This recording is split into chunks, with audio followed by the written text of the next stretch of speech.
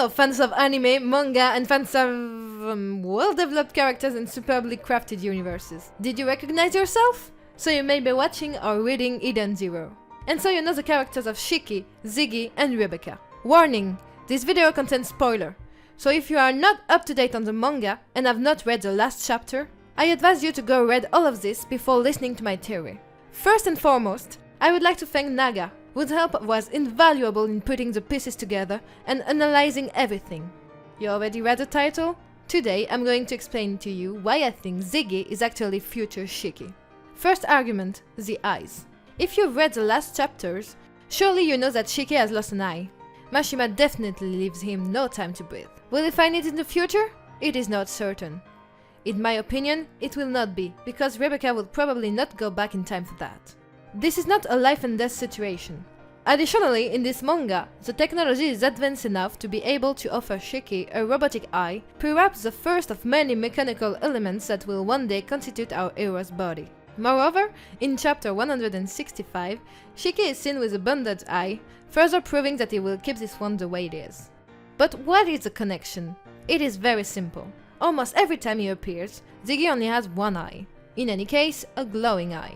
And in the last chapter, a panel shows him with none other than a left human eye. You may argue that it only looks human, as many parts of androids we've already seen, but Ziggy does not look human. So why will he have an eye of this sort? It proves that it may be Shiki's missing eye, or his remaining eye. One proves that this mechanical body actually hides a human soul, or even bones and flesh. Second argument, the birthday. Particularly in chapter 164, Ziggy's birthday is highlighted.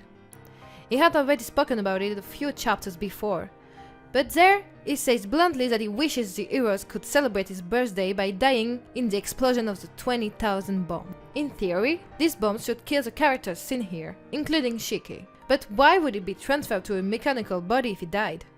Well, thanks to the transfer of consciousness into a machine mentioned by Xenolith. Each timeline is different. The smallest stone can disturb the course of the river of time, which will then never follow the same path. Even the narrator says it in chapter 165, and we see Shiki confronted to a dilemma of this sort. Which leads me to the next part. Chapter 165 is a huge help for my theory. Ziggy is hungry, to the point where his human eye is easily seeable, because Shiki did not make the right choice and will, according to his words, destroy everything. It means that Ziggy may have lived through this timeline once before, and may therefore know what will happen next will lead to Shiki becoming him in the end. So he tries to prevent it because he knows Shiki deeply cares about others, and may want to stay to help. But he does not because of Rebecca, as well as the narrator. That means that the timeline has not changed yet. And it is about to get worse, as I predict that the next chapter will bear the loss of one of the precious 4 stars of Eden. Fourth argument, witch death. By protecting everyone, witch could die, and I will cry. Indeed, in chapter 165, she says that Shiki does not need her anymore, and he can fly with his own wings. Moreover, protecting the ship from 20,000 bombs, knowing that only one could destroy an entire planet, will surely cost the robot's life. That could be the beginning of Shiki's downfall, as he will see his friends die one by one, and as Rebecca may become something he doesn't want her to be.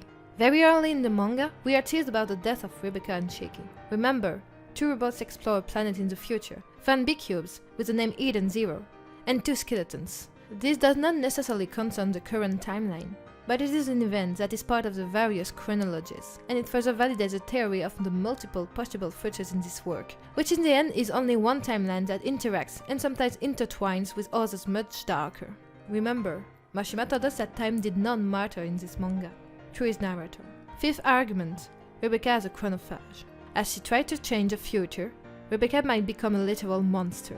As we've already seen, her skin cracks every time she uses Cat Leaper, and it seemed to be getting worse with time. Remember, Ziggy says that Mother and the Chronophage are linked at one point. Playing with time like this could lead her to becoming a monster whose only desire is to devour time.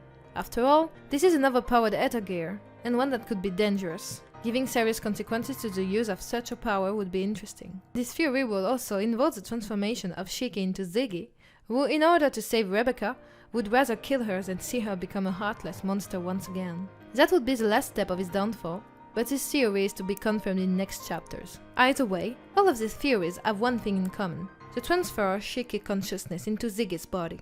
And we already have many clues that support this fact. If it turns out that new information is given in future chapters, I could do new videos that would validate or counter this theory. Did that convince you? Or did you already think about the theory? Do you have any other ideas? Please discuss in the comments. Thanks for watching. We'll meet again soon for a reaction. And as always, Mada Mada!